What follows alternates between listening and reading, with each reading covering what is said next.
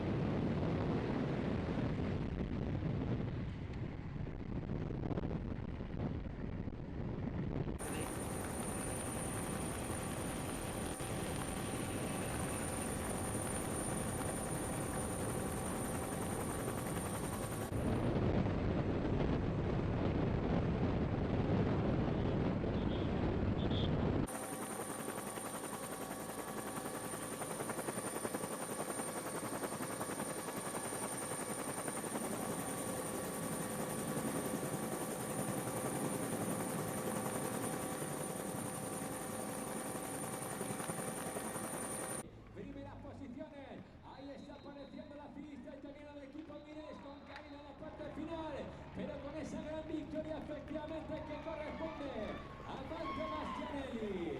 Marco Bastianelli.